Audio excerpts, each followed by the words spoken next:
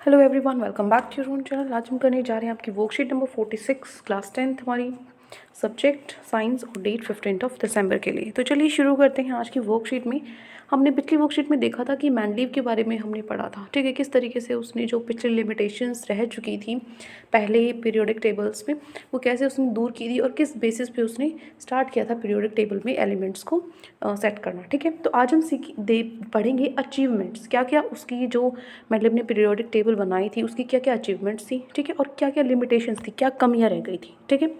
तो मेंडलीव की क्लासिफिकेशन की अचीवमेंट्स और लिमिटेशंस आज हमें पढ़नी है। ये हमने देख लिया था कि जो मेंडलीव है उसने 63 एलिमेंट्स जो उस टाइम पे मतलब थे मतलब डिस्कवर कर लिए गए थे, वो पीरियोडिक टेबल के अंदर उसने रखे थे, उनको अरेंज किया था। तो मेंडलीव के अकॉर्डिंग जो प्रॉपर्टीज़ है एलिमेंट्स की, वो क्या है, पीरियोडिक फंक्शन है उनकी एटॉमिक मासेस का। जो टेबल है वो उसमें कंसिस्ट क्या करते हैं, वर्टिकल कॉलम्स हैं जिनको हम ग्रुप बोलते हैं और हॉरिजॉन्टल रोज हैं जिनको हम पीरियड्स बोलते हैं, ठीक है।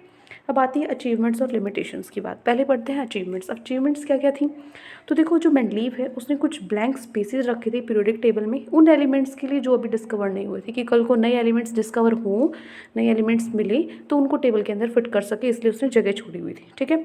कौन से एलिमेंट फिर बाद में डिस्कवर हुए थे, ई का जो कि बोरोन, जो कि एक्चुअल एलिमेंट था स्कैंडियम, ई का एल्यूमिनियम, ठीक है, जो एक्चुअल एलिमेंट था गैलियम, और ई का सिलिकॉन जो जर्मेनियम था, ठीक है।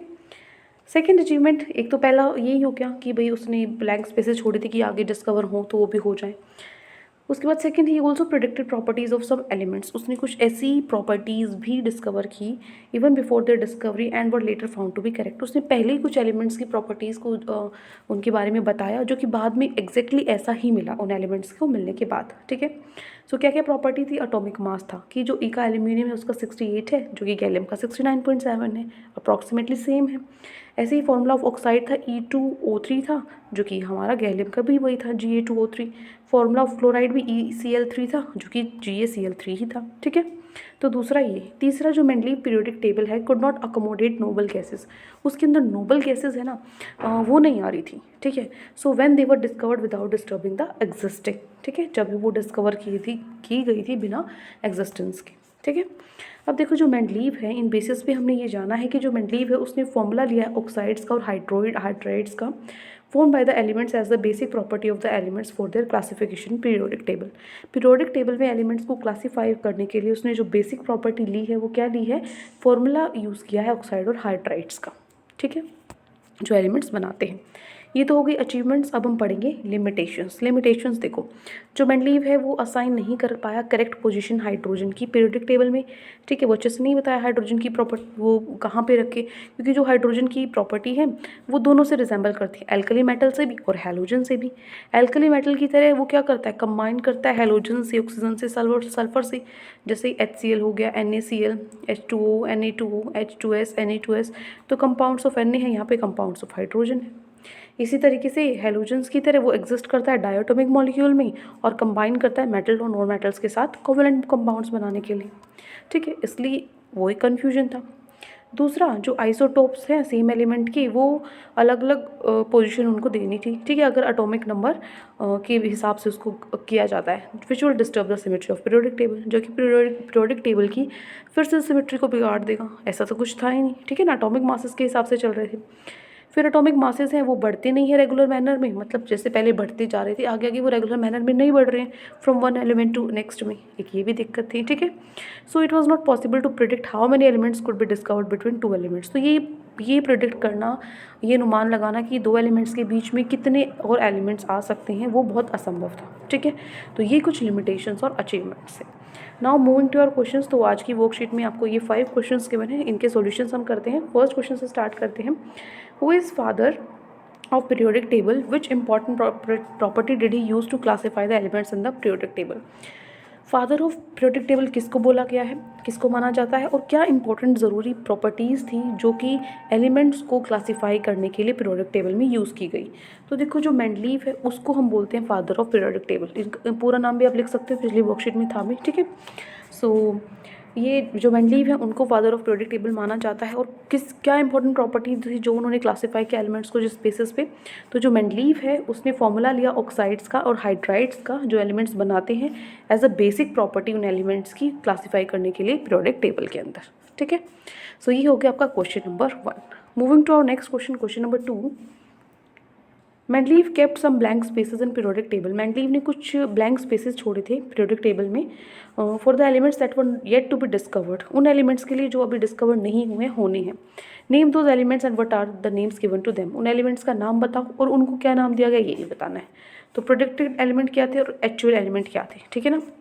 उन एलिमेंट्स क्या थे वो और उनका नेम क्या उनको गिवन था।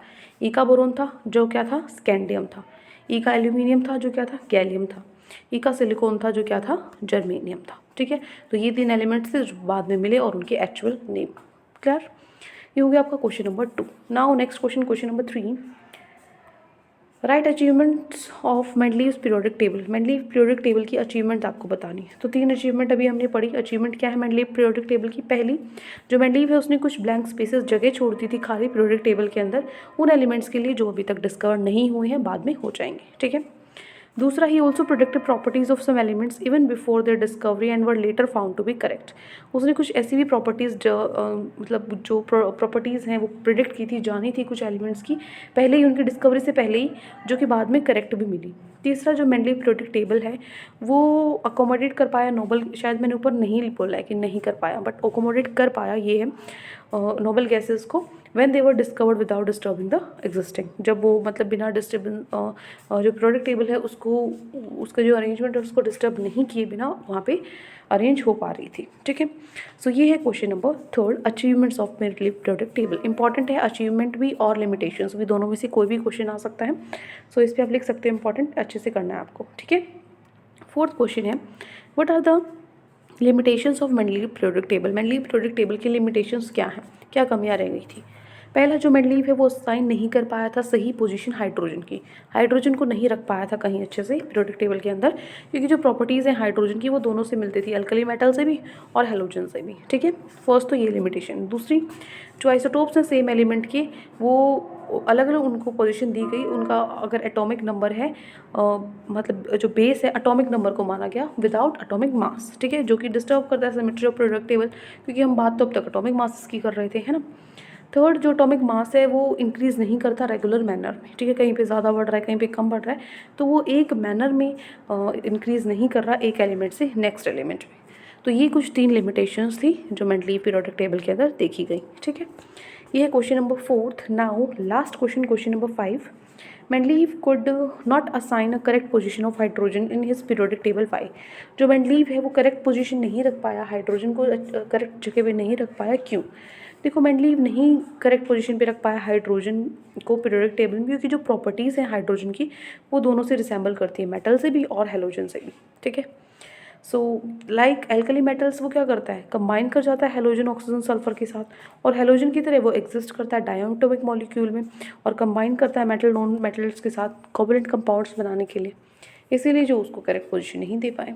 ठीक है, सो ये है क्वेश्चन नंबर 5। तो ये 5 क्वेश्चन आज आपकी वर्कशीट में गिवन थे। आई होप आपको अच्छे से समझ में आ गए हैं। कोई भी डाउट है किसी भी क्वेश्चन में तो कमेंट सेक्शन में आप मुझसे पूछ सकते हैं, और अगर आपको लेक्चर अच्छा लगे तो चैनल को सब्सक्राइब कर सकते हैं, वीडियो को लाइक कर सकते हैं।